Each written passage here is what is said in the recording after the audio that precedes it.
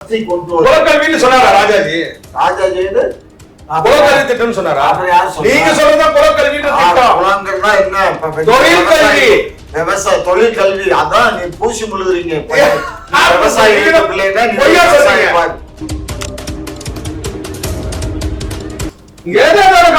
பாருங்க. ஒரு விஷயம் புரிஞ்சுக்கோங்க, எங்களுக்கு வேண்டாம் போனா உங்களுக்கு வேணாலும் நீங்க உங்க கொள்கையை சேர்க்காதீங்க. உங்க கொள்கையா போய் நீங்க இருமொழி கொள்கை எங்களுக்கு போதும்.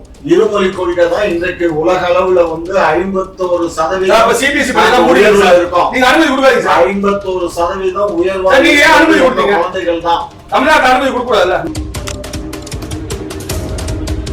திமுக ஆட்சி, மாநிலத்தில் ஆட்சி கலைக்கிறோம் சொன்னாங்க. முடியாது என்று சொன்னவர் உண்மையான உத்தமர் வாஜ்பாய். அந்த ஒரு காரணத்தினால ஆட்சி கலைக்கப்பட்டது. திமுகவும் பாஜகவும் உடன்பட்டு கூட்டணி அமைச்சாங்க. காலில் விழுந்தாங்க, கையில விழுந்தாங்க. ஓவரா பேச நடத்தாது. இதெல்லாம் வந்து பச்சையா பேசுற. அப்புறம் நீங்க இந்த பொம்பளை போயிட்டு சொன்னா அப்புறம் வந்து அண்ணாதுரையை பத்தி பாரதிதாசன் சொன்ன வார்த்தையை சொல்ல வேண்டியது. அண்ணாதுரை என்ன பண்ண அருந்ததை பத்தி நான் சொல்ல வேண்டியது வரும்.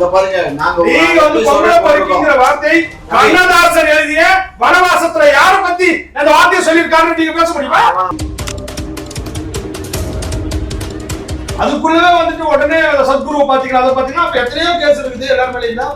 நீ திமுக இருக்கவங்க மேல லிஸ்ட் போடட்டுமா? மணல் கொள்ளையர், நம்முடைய செம்மன் கொள்ளையர் பொன்முடி அவர்கள் தண்டனையும் கொடுத்த அப்புறமா அவருக்கு வந்துச்சு. அப்ப மணல் கொள்ளையர் பொன்முடி நம்ம சொன்னா நீங்க ஒத்துப்பீங்களா? கம்மிட்டீங்களா? முதலமைச்சர் அம்மையார் கொடுத்து அவ்வளவு இழிவா பேசினால, அப்ப தமிழ்நாடு தான் இழிவா பேசினா? நீங்க கேள்வி கேட்டிருக்கீங்களா? மு கருணாநிதி அவர்களே, ஜெயலலிதா அம்மையார் முதலமைச்சர், அவர் பேசுறீங்கன்னா என்ன பேசுற மாதிரி அர்த்தம்? நான் அந்த மாநிலத்தினுடைய பிரஜை, இந்த மாநிலத்தினுடைய முதலமைச்சர் பேசுற மாதிரி கேட்டீங்களா? உண்மையிலேயே இதுல நாடகம் ஆடுவது, தமிழர்களை ஏமாற்றுவது திமுக திமுக திமுக திமுக. சூப்பர் முதலமைச்சர், முதலமைச்சர், எம்பிக்கள்.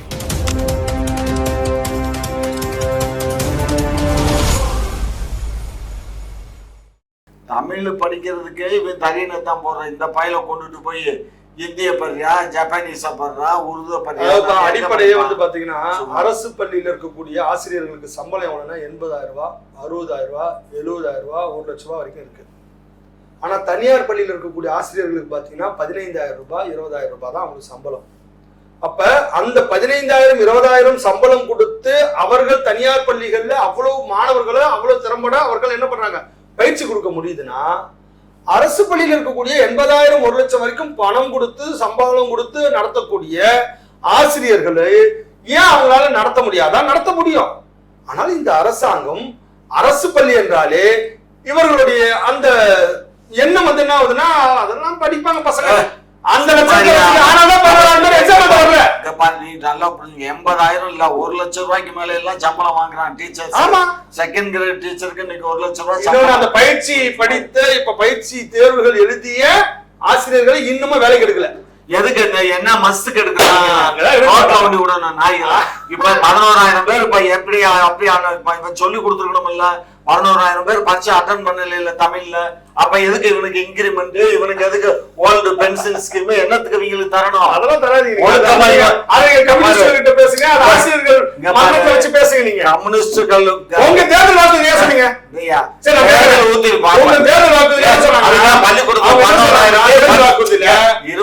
அரசு பென்ஷன், அரசு பள்ளியில படித்தவர்களா இருக்கட்டும், வேலை செய்யக்கூடியவர்களா இருக்கட்டும், அரசு ஊழியர்களுக்கு பழைய பென்ஷன் திட்டத்தை கொண்டு வருவோம்னு சொன்னாங்க. பழைய பென்ஷன் திட்டம்னா இதுக்கு முன்னாடி பென்ஷன் கொடுத்துட்டு இருந்தாங்க, பென்ஷனை நிறுத்திட்டாங்க, அதை மீண்டும் கொண்டு வரணும் இவங்க தான் தேர்தல் அறிக்கையில சொன்னாங்க. ஒண்ணு. ரெண்டாவது, ஆசிரியர்களாக தேர்வு செய்யப்பட்டவர்கள் நிறைய பேருக்கு வேலை இல்லாம எடப்பாடி அரசாங்கத்தில் இருக்குது, அவர்களை வந்து தேர்ந்தெடுக்கல, அவர்களை தேர்ந்தெடுக்கிறோம்னு சொன்னதும் நீங்க தான்.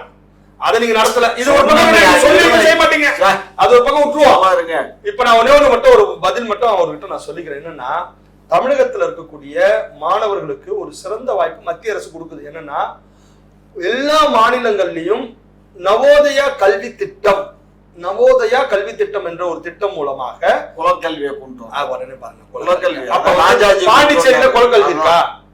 நவோதயா இருக்குது.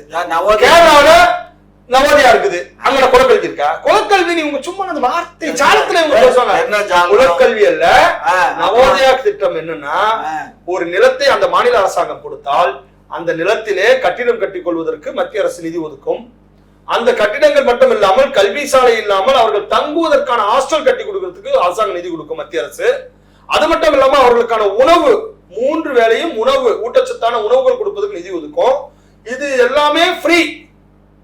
இத பட்டியல் இனத்தவர்கள் பழங்குடி இனத்தவர்களாக இருந்தால் அவர்கள் முழுமையாக ஃப்ரீ. இப்பேற்பட்ட அற்புதமான திட்டம் நவோதயா திட்டம். இந்த திட்டத்தை தமிழ்நாட்டுல ஏன் கொண்டு வரணும்னு கேட்டா, இருமொழி கொள்கையினால் மும்மொழி கொள்கையுடைய நவோதயா திட்டத்தை நான் கொண்டு வர மாட்டேன்னு சொல்றாங்க. என்ன நியாயம்? வேற என்ன பிரச்சனை சொல்லுங்க. தெரியுமா, நவோதயா திட்டத்துல ஒரு அதாவது இப்ப நம்ம விளையாட்டுக்கு ஒரு பீரியட் இருக்கும். முன்னையெல்லாம் ஒரு கார்பெண்டரிங் அது இதுன்னு ஒரு ஸ்கூல்ல சொல்லி கொடுப்பாங்க. இப்ப இவங்க என்னன்னா, அரை நாள் பள்ளிக்கூடம், அரை நாள் வந்து ஏதாவது விவசாயம்னா விவசாயத்துக்கு உள்ள போகும், கார்பெண்டரிங் கொத்தனார் வேலை, இது மாதிரி கைத்தொழில் கத்துக்கோ அப்படிங்கிறாங்க. அப்ப இவன் பாதி நேரம் முழு நேரம் படிச்ச அவன் பரீட்சை எழுதி பாஸ் பண்ண இயலாத ஒருத்தனை கொண்டுட்டு போய் அரை நேரம் நீ ஆடு மாடு மேய்க்க போ, அரை நேரம் கட்டட வேலைக்கு போ, கம்பெனிக்கு போ. எல்லாம் வந்து எப்படின்னா முழுமையா தெரியாம பேசுறாரு. நவோதயா கல்வி திட்டத்துல புதிய கல்விக் கொள்கையில இருக்கக்கூடிய திட்டம் என்னன்னா, இன்னைக்கு படிக்கின்ற காலகட்டங்களிலே உங்களுக்கு விருப்பமான தொழில் 18 வயசு கீழே இருக்கவங்க தொழில் செய்தாலே அது தவறு. வேலை கணப்பல ஒரு காலேஜ்ல கொடுக்கலாம்ல, எதுக்கு ஸ்கூல்ல கொடுக்குறீங்க? ஸ்கூல் பசங்க சின்ன வயசுல எல்லாம் ஒரு மணி நேரம் உங்களுக்கு பிடித்த உங்களுக்கு விருப்பமான, ஏன்னா நீங்க நல்லா தெரிஞ்சுக்கோங்க, காலேஜ் 12ஆம் வகுப்புக்கு அப்புறமா போகக்கூடிய காலங்கள்னா வயது, நீங்க அடுத்த ஒரு தொழிலை கத்துக்கிட்டு நீங்க முன்னேறதுக்கான எதிர்காலம் இன்னைக்கு இல்லவே இல்லை. உன்னுடைய சிறு வயதிலிருந்து படிக்கும் பொழுது உன்னுடைய விருப்பம் எங்க இருக்குதோ, நீங்க கம்ப்யூட்டர் நாலேஜ்ல வேணும், எனக்கு அது சம்பந்தமான விஷயத்த நான் கத்துக்கணும்னாலும் கத்துக்கோ. தமிழ்ல கம்ப்யூட்டர் சயின்ஸ்னு ஒரு சப்ஜெக்டே இருக்காது. சப்ஜெக்ட் இருக்குப்பா, பிராக்டிகல் இருக்குல்ல. இப்போ உதாரணத்துக்கு பிராக்டிகலே இருக்கு சார், கம்ப்யூட்டர் லேப் எல்லாம் வச்சு சொல்லி கொடுக்குறாங்க. அதேதான். அது போல உங்களுக்கு பிடித்த ஒரு நிறுவனத்துல போய் நீங்க போய் அதுல கத்துக்குவோம், ட்ரைனிங் எடுத்துக்குவோம். சிறு வயதுல இருந்து ஒரு 10வது படிக்கக்கூடிய அந்த காலகட்டங்கள்ல இருந்து உனக்கான ட்ரைனிங் பீரியடையும் உங்களுக்கு கொடுக்கக்கூடிய அற்புதமான திட்டம் இது. பப்ளிக் எக்ஸாம் படிச்சு பாஸ் ஆகி ப்ரிப்பேர் ஆகுவானா இல்ல இந்த மாதிரி ட்ரைனிங் போயிட்டு இருப்பானா? நீங்க நல்லா தெரிஞ்சுக்கோங்க, படிப்பு எதுக்கு? அறிவு வளர்த்துறதுக்கு. அதுக்கு மட்டும் தானா? இது மேம்படுத்துறதுக்கு. ஒரு தொழில் செய்து மேலும் ஒரு விதமான தொழிலே நீ முன்னேறுவதற்கான ஒரு, அப்ப உனக்கு என்ன உனக்கு வேண்டப்பட்டது இருக்கோ. 10th 12th பசங்க சின்ன பசங்க அவங்க படிக்கட்டும், கொஞ்சம் ஃப்ரீயா இருக்கட்டும். காலேஜ் போட்டு அவங்க இன்டர்ன்ஷிப் ட்ரைனிங் அந்த மாதிரி நிறைய போய் இந்த மாதிரி கத்துக்கிட்டுமே. அதுதான் இங்க பிரச்சனை என்னன்னா, 12வது வரைக்கும் அவன் என்னத்துக்காக படிக்கிறனே தெரியாம படிக்கிறான். சொல்றது புரியுதா? 8வதுக்கு மேலேயே, இப்ப நீங்க அந்த 12வதுக்கு போனதுக்கு அப்புறம் தான் 10வதுக்கு மேலதான் நீ முடிவு பண்ணுவ, இன்ஜினியரிங் போகணுமா, டாக்டருக்கு போகணுமா, அல்லது வேற என்ன போகணும், மெக்கானிக்கல் போகணுமான்றத முடிவு பண்ற. அதுவும் 12வதுக்கு அப்புறம் தான் நீ இன்னும் காலேஜுக்கு போனதான் முடிவு பண்ற. ஆனால் 8வதுக்கு அப்புறமாகவே நீ என்னவாக வேண்டுமோ அதற்கான படிப்புக்கு, அதுக்கான கல்வி அறிவையும் அதற்கான அந்த பொது அறிவையும் நீ என்ன பண்ற, உனக்கு ட்ரைனிங்கா நீ கத்துக்கிட்டே வாழ்றாங்க. இதுல என்ன தப்பு? இது 12வதுக்கு அப்புறம் முடிவு பண்றதுக்குள்ள உனக்கு முடிஞ்சு போயிருது.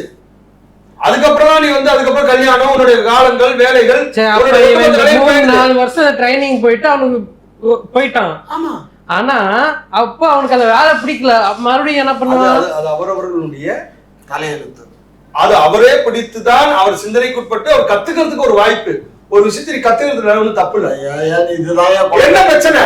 ராஜாஜி இதான் கொண்டு வந்தாரு. இல்ல 35 குலக்கல்வி திட்டம். நல்லா தெரிஞ்சுக்கோங்க, குலக்கல்வி வாக்கே அது மாத்தி, அதாவது குலக்கல்வி திட்டங்கிறத கொஞ்சம் மாத்தி கொண்டு வர. குலக்கல்வின்னு சொன்னாரா ராஜாஜி? ராஜாஜி குலக்கல்வி திட்டம் சொன்னாரா? நீங்க சொல்றதா குலக்கல்வி திட்டம்? குலங்கிறதா என்ன? தொழில் கல்வி, விவசாய தொழில் கல்வி. அதான் நீ பூசி முழுதுறீங்க. விவசாய வீட்டு பிள்ளைன்னா நீ விவசாய வீட்டு பிள்ளையா விவசாயம் போயிடு.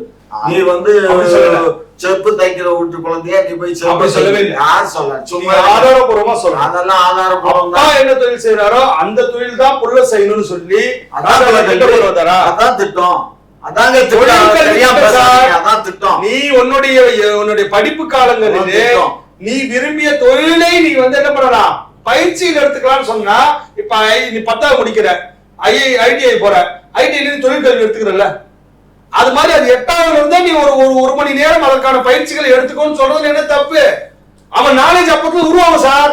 அவனுக்கு நீ 10, 12க்கு அப்புறம் உருவாவதை விட அவனுக்கு அந்த 8வது படிப்புல இருந்து அவனுக்கு பிடித்த, அவனுக்கு விரும்பிய, அவன் மனசுக்கு எது ஒத்துக்குதோ அந்த கல்வியை, அந்த ஒரு திட்டத்தை, அந்த ஒரு தொழில்நுட்பத்தை அவன் கத்துக்கிட்டு போட்டான். இன்னைக்கு ஏஐ வருது, இன்னைக்கு ஏஐ ஆர்டிபிஷியல் இன்டெலிஜென்ஸ் பத்தி அவன் கத்துக்கிட்டு 8வது இருந்து அவன் 10, 12க்கு போகும்போதுலாம் இன்டெலிஜென்ஸா வந்துருவான்.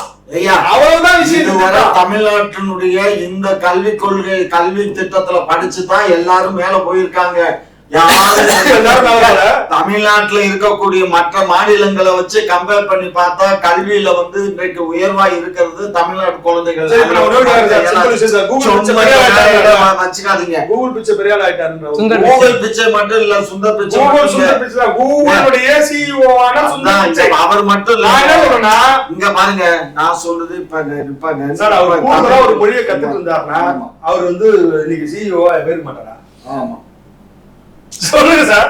இப்ப கூடுதலா ஏதாவது ஒரு மொழியை கத்துக்கிட்டாருன்னு வச்சுக்கோங்களேன், அப்ப அவர் வந்து மும்மொழி கொள்கை மூலமா படிச்சிருந்தாருன்னு வச்சுக்கோங்களேன், 3வதாக ஒரு கொள்கையை ஏற்றுஇருந்தாருன்னு வச்சுக்கோங்களேன், ஒரு கல்வி ஒரு மொழியை கத்துட்டு இருந்தாருன்னா அவர் நேரத்துக்கு போய் படிச்சு அவர் வந்து இன்னைக்கு கூகுள்ல வந்து சிஇஓ இருந்துக்க மாட்டாரா?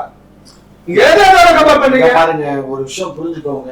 எங்களுக்கு வேண்டாம் போடா, உங்களுக்கு வேணாலும் நீங்க உங்க மொழியை சேர்க்காதீங்க. உங்க மொழியா போய் நீங்க இருமொழி கொள்கை எங்களுக்கு போதும். இருமொழி கொள்கை தான் இன்றைக்கு உலக அளவுல வந்து 51% இருக்கும். 51% உயர்வா குழந்தைகள் தான். தமிழ்நாட்டு அனுமதி கொடுக்க கூடாதுல்ல? நாங்களே அரசு பள்ளி நடத்தினோம். நாங்களே எங்களுடைய பிள்ளைங்க கூட வந்து அரசு திட்டத்தின்படி இருமொழி கொள்கை திட்டத்தை நாங்க படிக்க வச்சுக்கிறோம். சிபிஎஸ்இக்கான அனுமதி தமிழகத்தில் கொடுக்க மாட்டோம். எங்களுக்கு கிடையாது. மாநில அரசும் ஒப்புதல் கொடுத்தால்தான் இங்கு 5 ஆண்டு காலம் கொடுக்க வேணாம். மாநில அரசு கொடுக்க வேண்டாம் அனுமதி. நாங்க முன்பு வரை மாநில அரசுடைய என்ஓசி, நோ அப்ஜெக்ஷன் சர்டிபிகேட், இடையில 1 வருஷம் தாங்க வந்துச்சு. சும்மா புரியாம பேசாதீங்க. இடையில 1 வருஷம் தான் அந்த என்ஓசி. அது தாசில்தார் கொடுக்கணும். நடத்துறீங்க இங்க பாருங்க, அது தொழில் ரீதியா பண்றோங்க. நாங்க தொழிலாக்கி திமுக அது தொழில். அவங்க திமுக மட்டும் இல்லங்க, எல்லா கட்சிக்காரனும் எல்லாரும் தான் நடத்துறான். கட்சியில இல்லாதவன் எல்லாம் ஸ்கூல், கட்சியில இல்லாதவன் ஸ்கூல் நடத்தலையா? எல்லாருமே இன்னைக்கு எல்லாருமே இது வந்து தொழில், இது பணம் காய்க்கும் மரம் கல்வி. அதனால எல்லாரும் நடத்துறான். இன்னைக்கு பாருங்க, ஒரு விஷயம் புரிஞ்சுக்கோங்க சார். உங்களுக்கு இன்னைக்கு ஒரே ஒரு சென்னையில யார் நடத்துறா? நம்மளுடைய ஆற்காடு தம்பி தான் பண்றாருன்னு நீங்க வரீங்க. அது அண்ணா நகர்ல. இதே அண்ணா நகர்ல எத்தனை school State Bank of India school நடத்துது. ஸ்டேட் பேங்க் ஆஃப் இந்தியா அவங்க இருமொழி கொள்கைக்காக வந்து நீங்க வந்து பிரதானுடைய உருவம் கொடுக்கலையா? யாரு அவங்க வந்து இருமொழி கொள்கை தான் வேணும்னு பிரதானுடைய அவங்க வேலை பாக்குறாங்க. நீங்க இங்க வந்து அரசு பள்ளி மாணவர்களுக்கு என்னுடைய சிபிஎஸ்இ நாங்க நடத்துவோம், ஆனா இவங்களுக்கு கொடுக்க கூடாதுன்னு அவங்க எல்லாம் சிபிஎஸ்இ ஸ்கூல் நடத்துறாங்க.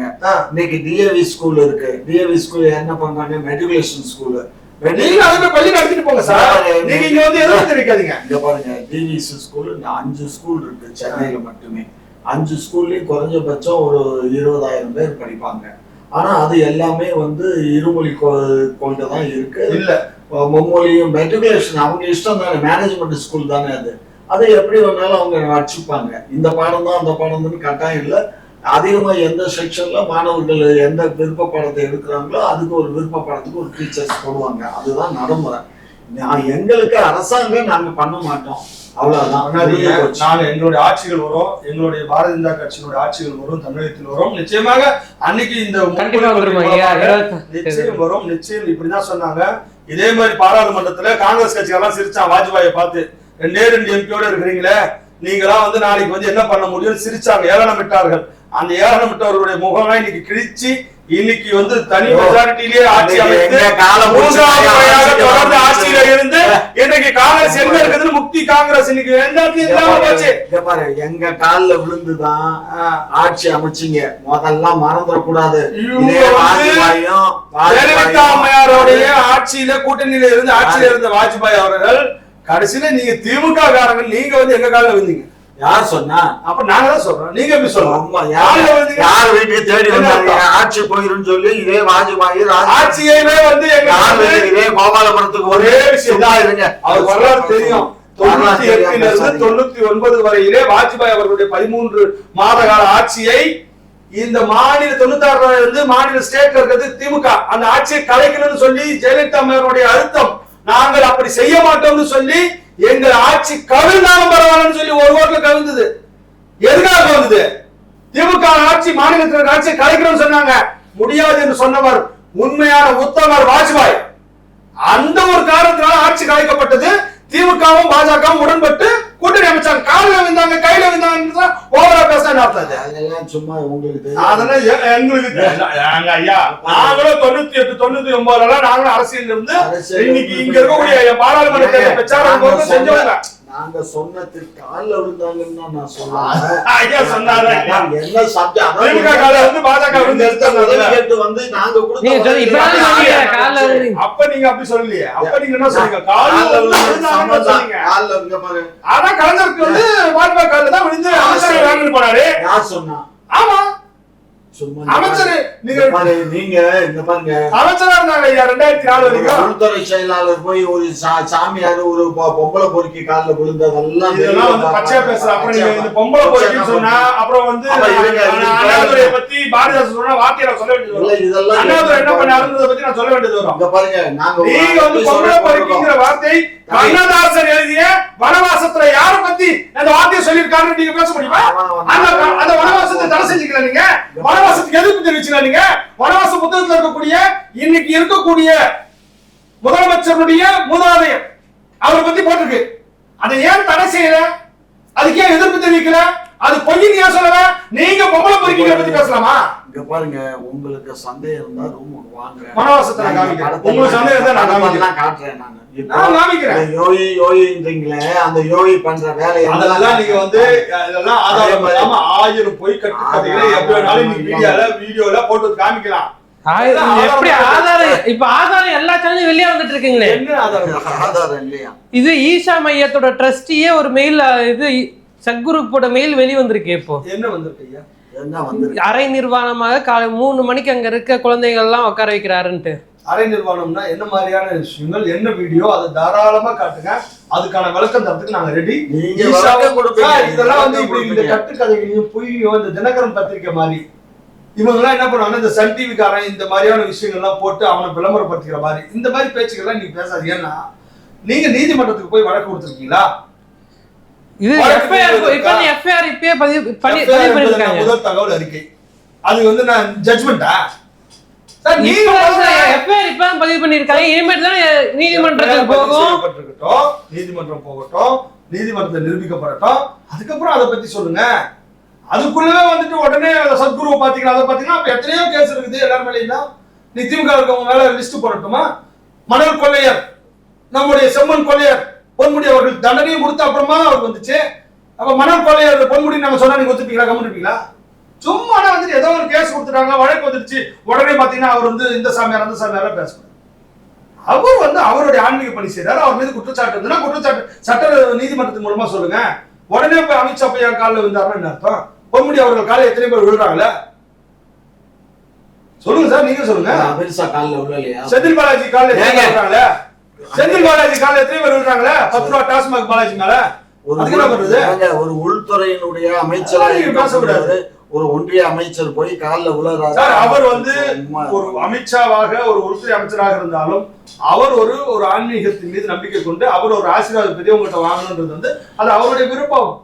இதை நீங்க இருக்க கூடாது, அது பண்ணக்கூடாதுன்னு சொல்றது. சரி ஐயா, உங்ககிட்ட வரேன். இப்போ இது கருணாநிதி அவர்கள் காலில் விழுந்த வீடியோவே என்கிட்ட இருக்கு. உள்துறை அமைச்சர் வந்து ஜக்கி அவர் காலில் விழுந்ததை சொல்றீங்க. எம்பி ரவிக்குமார் அவர் வந்து பொன்முடி அவங்க மனைவி காலில் விழுந்தது, அதை எப்படி பாக்குறீங்க?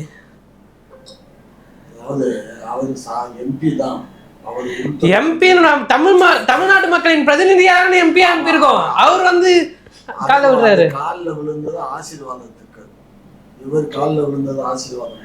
ஆசீர்வாதமாக தானே காலில் விழுந்திருக்காரு. அவர் சொல்வாரு, ஆயத்தை சொல்வாரு.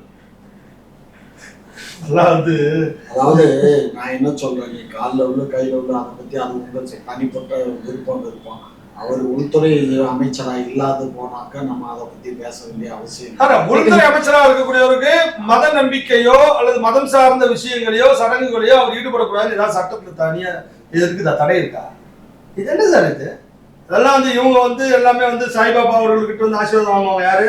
புட்டபர்த்தி சாய்பாபா கிட்ட வந்து முதலமைச்சராக இருக்கக்கூடிய கருணாநிதி அவர்கள் வந்து அவங்களுடைய குடும்பத்தார்கள்லாம் வந்து ஆசீர்வாதம் வாங்குறாங்க. அப்பெல்லாம் அந்த விமர்சனம் பண்ணிக்க நீங்க.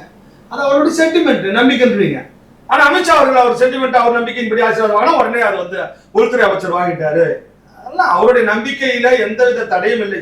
சட்ட ரீதியாக அவர் காலில் விழுந்து ஆசீர்வாதம் வாங்குறதுங்கிறது அவருடைய நம்பிக்கை. அதுக்கு எந்த தடையும் நீங்க விதிக்க முடியாது. ஐயா, தந்தை பெரியார் அவர்கள் தமிழ்ல காட்டு மிராண்டி யாருக்கு அப்படியா சொல்றாங்க? அப்படி சொல்லிக்கிறாங்க.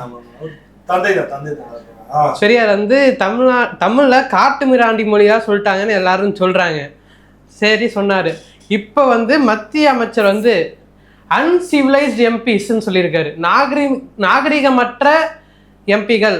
அப்போனா தமிழ்நாட்டு மக்களோட பிரதிநிதியாக தானே அங்கே போயிருக்காங்க. அப்போ தமிழ்நாட்டு மக்களே சொல்றது நாகரிகமற்றவனா தமிழ்நாட்டு மக்களே காட்டு மிராண்டின்னு சொல்றது தானே அர்த்தம்.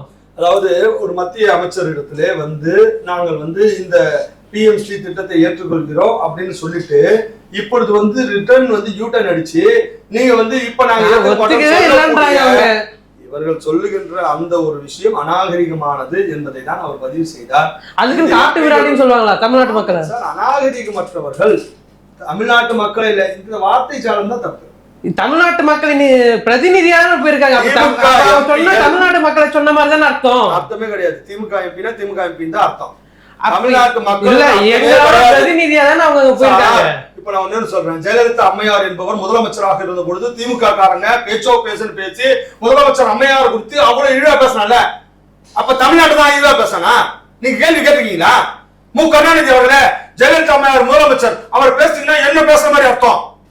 நான் அந்த மாநிலத்தினுடைய பிரஜை, இந்த மாநிலத்தோட முதலமைச்சர் பேசாம நீங்க கேட்டீங்களா? சும்மா ஏதோ கட்டி பிரதான் பேசின உடனே அப்ப மாநிலத்து மக்களையே பேசிட்டாரு, மாநிலத்து மக்களையே காட்டு மிராண்டிட்டாரு. அப்ப ஜெயலலிதா அம்மையார் வந்து மிகப்பெரிய ஊழல்வாதின்னு சொன்னா தமிழ்நாட்டுல ஊழல்வாதியா? சொல்லுங்க சார். திமுக பேசுறதுன்னா அப்ப ஒத்துப்பா இந்த மாதிரி. அப்ப பிரதானுக்கு ஒரு நீதி, அப்ப நீங்க பேச ஒரு நீதியா? என்ன சார் இது நியாயம்? அதனால வந்து திமுக காரங்க வாய்ஜாலத்துல ரொம்பவும் முக்கியமான ஆட்கள். வாய்ஜாலத்திலே இத்தனை நாள் வண்டி ஓடிட்டாங்க. இப்ப அண்ணாமலை போன்றவர்கள், இளைஞர்கள், மக்கள் இன்னைக்கு மும்மொழி கல்வி திட்டத்தை ஓம் கல்லூரியில் நடத்துறியா, ஓம் பள்ளிக்கூடத்தை நடத்துறியா, ஏன் இங்க நடத்தக்கூடாதுன்னு கேட்ட உடனே இப்ப அவங்களால பதில் சொல்ல முடியல. யூட்டன் அடிக்கிறீங்களே பிரதமர் இவரு கேட்ட உடனே, அமைச்சர் வந்து கேட்ட உடனே இவங்களால பதில் சொல்ல முடியல. உடனே போய் அவங்க கத்துறாங்க. அவங்க சொல்றது வந்து அந்த அந்த வார்த்தைக்கு அவர் திரும்ப பெறணும்னு சொல்லிட்டார். அந்த வார்த்தைகளை நான் திரும்ப பெறுகிறேன் என்று நாகரிகமாக வந்து வெளிப்படையாக அவர் அந்த வார்த்தையை திரும்ப பெறணும். ஆனால் உண்மையிலேயே இதுல நாடகம் ஆடுவது, தமிழர்களை ஏமாற்றுவது திமுக திமுக திமுக திமுக சூப்பர் முதலமைச்சர் எம்பிக்கள் இவங்க தான் பண்ணிட்டு இருக்காங்க. உங்க கருத்து? அதாவது கண்ண, ஜெயலலிதா ஊழல்வாதி அப்படின்னு சொல்லிட்டு குன்கா கொடுத்த தீர்ப்பு, அதுக்கப்புறம் சுப்ரீம் கோர்ட் கொடுத்த தீர்ப்பு, அவங்க 1ஆம் நம்பர் குற்றவாளின்னு அறிவிச்சுட்டாங்க. அறிவிச்சு அவங்களுடைய சொத்துக்களை எல்லாம் வந்து சீஸ் பண்ணியிருக்காங்க. அவங்கள குற்றவாளின்னு சொல்றதுல என்ன தப்பு? எப்ப சொன்னீங்க நீங்க? தீர்ப்பு முன்னாடி சொல்லியா? தீர்ப்பு வர்றதுக்கு முன்னாடி நீதிமன்றம் அதுக்கு முன்னாடி சொல்லியா? அதுக்கு முன்னாடி இங்க பாருங்க, நகைகளையும் செப்பல்களையும் அவர்கள் வீட்டு பங்களாக்களையும் பார்த்து பார்த்து பார்த்து திமுக சொல்லலையா? பாருங்க, நீங்க சொல்லாதீங்க சார். பார்த்து சொன்னோம், பார்க்காம சொன்னோம். பிரச்சனை 96 இருந்து 2001 வரைக்கும் இருந்த உங்க ஆட்சி, அதுக்கப்புறமா வரக்கூடிய அதிமுக ஆட்சி, அப்ப முதலமைச்சரா இருக்கும்போது நீங்க சொல்லலையா அந்த மாவை? பாருங்க, எல்லாமே ஒவ்வொரு அரசியலுக்காக சிலர் பேசுறது, இது வந்து வெளியில பேசுறது. ஒரு பார்லிமெண்ட்ல உட்கார்ந்து இது என்ன இது அமைச்சரா உட்கார்ந்து பார்லிமெண்ட்ல பேசுறாருன்னா அது எவ்வளவு திமிரு பிடிச்சவார். நீ இதெல்லாம் உண்மையிலேயே எம்பிகள் செய்கிற திமுக நடத்துகிற நாடகத்தை அவர் தோலுறுத்தி காட்டினா அந்த வார்த்தைகளை எப்படி சொல்றாங்க? ஒரே விஷயம் தம்பி, இவர் போன்றவர்கள் எல்லாம் தமிழகத்தில் வாழ்வதற்கு தகுதியற்ற மனிதர். ஆமாமா, நாங்க தமிழ்நாட்டில் உண்மைதான். இந்த ஆட்சியில வாழ்றதுக்கு தகுதியே இல்லை. இந்த கொள்ளைக்கார ஆட்சியிலே இந்த மதுவை நாங்கள் எதிர்ப்போம்னு சொல்லிட்டு மது கடைகளை அதிகப்படுத்தி இந்த ஆட்சியிலே இங்க கொலையாக பெண்களுக்கு இன்னைக்கு கற்பழிப்பு நடந்திருக்கு. இந்த ஆட்சியில வாழ்றதுக்கு எனக்கு தகுதி இல்லைதான்.